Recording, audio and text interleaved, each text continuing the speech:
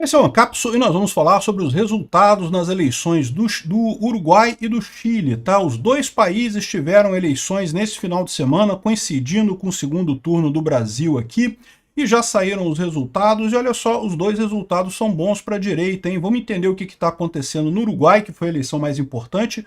O Uruguai renovou o parlamento e tem votação para presidente da República. Vocês sabem que o Uruguai hoje é dirigido pela direita, pelo Lacalle Pou.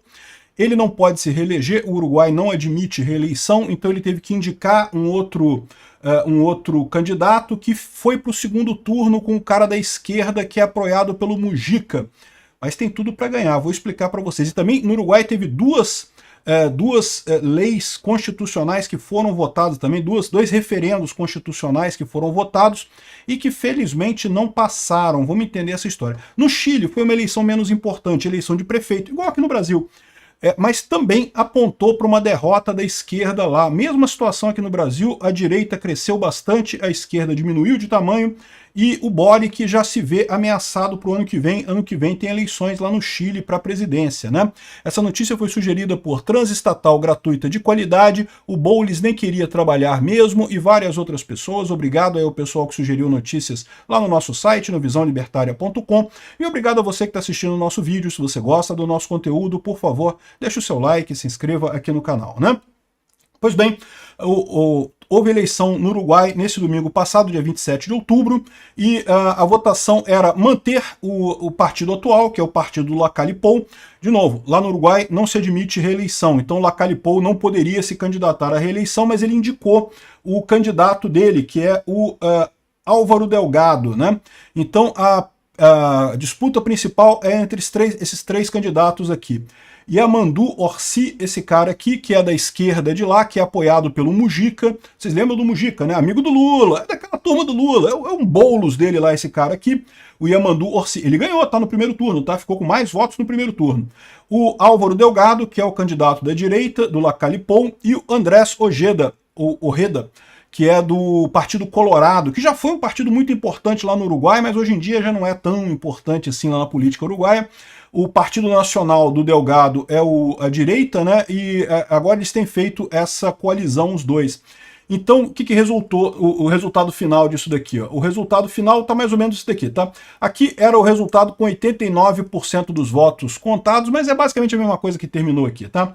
Então, a Frente Ampla, que é o de esquerda, que é o cara apoiado pelo Mujica aqui, o Yamandu Orsi, ficou com 45% dos votos. Ganhou a votação, né?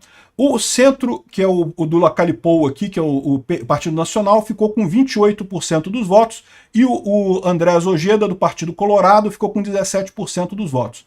Repara que, embora aqui esteja vermelhinho, né? É porque é Partido Colorado, é Partido Vermelho, entendeu?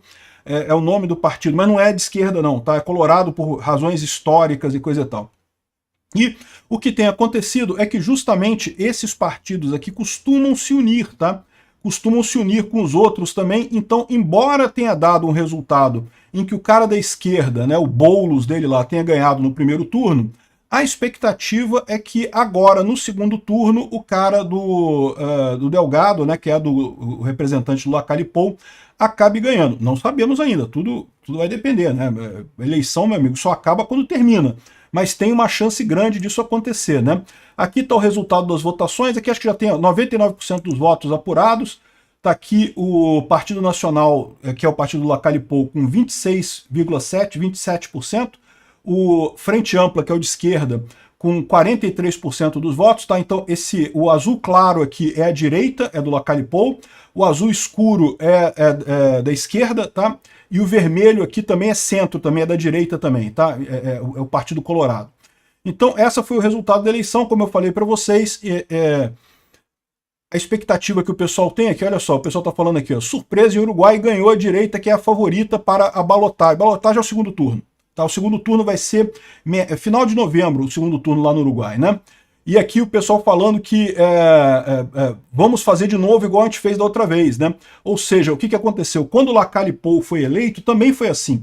No primeiro turno, o candidato da Frente Ampla de esquerda ganhou no primeiro turno. Só que aí no segundo turno, os outros partidos todos se uniram e botaram o Lacalle Pou como presidente do Uruguai. Então ele ganhou exatamente nessa mesma condição que está agora. Isso dá uma esperança de que o Delgado, que é o representante dele lá, né, que seria o sucessor dele, ganhe também. Mas aí não dá para saber, né? Temos que esperar aí, porque, né, eleição é eleição, só acaba quando termina. Duas outras coisas importantes da eleição do Uruguai. O Senado ficou com a esquerda, tá? O Senado também teve voto para o Senado, a esquerda fez maioria no Senado, mas na Câmara dos Deputados a maioria ficou com a direita. Isso significa que vai ter um equilíbrio de qualquer forma. Ganhe quem ganhar a eleição, mesmo que ganhe o cara esquerdoso aqui, o Boulos dele lá, o Yamandu Orsi, mesmo que esse cara ganhe, ele não vai ter liberdade absoluta para governar, porque o Congresso vai ser de direita. O Congresso, igual aqui no Brasil, já foi eleito, né?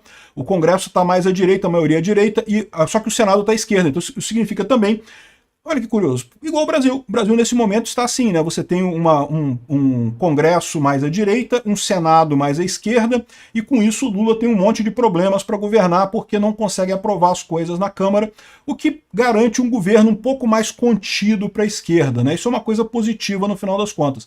O lado negativo é que se lá no Uruguai, se ganhar a direita, vai ter o mesmo problema, porque o Senado está à esquerda, né? O Senado acabou ganhando a esquerda por lá, né? Então essas são as perspectivas na eleição lá do Uruguai. Mas vale a pena a gente falar também sobre essas duas coisinhas aqui, deixa eu tirar minha cara daqui para vocês verem aqui, ó, que são os dois plebiscitos que acabaram não sendo aprovados, tá? Lá no Uruguai parece que tem um esquema na Constituição que determinadas pessoas podem propor, determinadas entidades podem propor plebiscitos, e, por exemplo, um dos plebiscitos era justamente com relação à reforma da Previdência, tá? O Uruguai, como todos os países do mundo, está com problemas na Previdência. Por quê? Porque as pessoas estão vivendo cada vez mais tempo, então a Previdência precisa aumentar a idade de aposentadoria, né? Além disso, a Previdência no Uruguai é um modelo misto, meio confuso ali, em que metade é privado, com fundos de investimento, e metade é igual ao brasileiro, esquema de pirâmide, né? Então, é menos pior do que o brasileiro. O INSS brasileiro vai quebrar. É uma certeza que o INSS vai quebrar. A gente não sabe quando, pode ser agora, pode ser daqui a 20 anos, pode ser daqui a 100 anos, mas que vai quebrar, porque esse esquema de que quem entra paga a aposentadoria de quem sai, meu amigo, isso é exatamente a descrição de um esquema de pirâmide, né? Ou seja, vai quebrar em algum momento. O Uruguai tem um sistema misto, ele tem isso para 50% da contribuição e o resto dos 50% da contribuição é investido em fundos de pensão, que é como é feito em todo o resto do mundo, em que as pessoas vão contribuindo para uma poupança e se aposentam com essa poupança. Esse plebiscito aqui foi proposto e aprovado pela esquerda, que acabaria com a parte privada, viraria um golpe de pirâmide igual é no Brasil o INSS deles lá, e ainda baixaria obrigatoriamente a idade de aposentadoria para 60 anos e proibiria o governo de aumentar essa idade de aposentadoria. Ou seja, basicamente esse plebiscito aqui vamos quebrar o Brasil, vamos quebrar o país do Uruguai? Vamos. Felizmente o pessoal, e se fizesse um plebiscito desse aqui no Brasil, meu amigo, eu não tenho dúvida que o pessoal ia votar a favor de quebrar o país. Eu não tenho dúvida nenhuma que iam votar para quebrar o país. Felizmente o pessoal lá no Uruguai é mais inteligente um pouquinho e não aprovou essa mudança que estava sendo proposta nesse plebiscito, né? E essa outra coisa aqui era a possibilidade de busca e apreensão ou de entrada da polícia na residência durante a noite, tá? O Uruguai tem na Constituição deles a previsão expressa de que a polícia não pode entrar na casa da pessoa sem o consentimento da pessoa durante a noite. No Brasil também não pode, mas em tese no Brasil pode em caso de flagrante, né? Se o policial está perseguindo um bandido e o bandido entra na sua casa, a polícia pode entrar na sua casa porque ela está perseguindo o bandido, né? No Uruguai não pode, é uma previsão constitucional. De noite só pode entrar na casa com autorização do dono da casa e durante o dia só pode entrar com mandato judicial, né? Com mandato de busca e apreensão e coisa e tal, ou mandato de prisão, enfim. Então, eles iam alterar essa Constituição uruguaia para permitir a entrada da polícia na casa noturna em casos especiais. Ia ficar igual ao Brasil, em caso de flagrante, coisa e tal, desde que autorizado pelo juiz, competente, não sei o que lá, por escrito, essa coisa toda. Então isso também não passou, ou seja, as duas coisas aqui, que eram duas coisas ruins, nenhuma das duas foi aprovada nesse voto lá no Uruguai. Então, excelente notícia a votação no Uruguai, tem tudo para a direita continuar no poder, não é certeza, ainda vai ter o segundo turno agora, pode ser que a esquerda volte ao poder lá, mas como vai ficar presa pelo Congresso mais à direita, talvez não tenha tanto problema, né? Olha que coisa bacana, como é que a trajetória do Uruguai está melhor que a do Brasil, né? E Também teve eleição no Chile, tá? A coalizão de esquerda do Boric sofreu uma derrota muito grande nas eleições locais do Chile. As eleições do Chile foram iguais às brasileiras, eleição para prefeito, né, para eleições locais.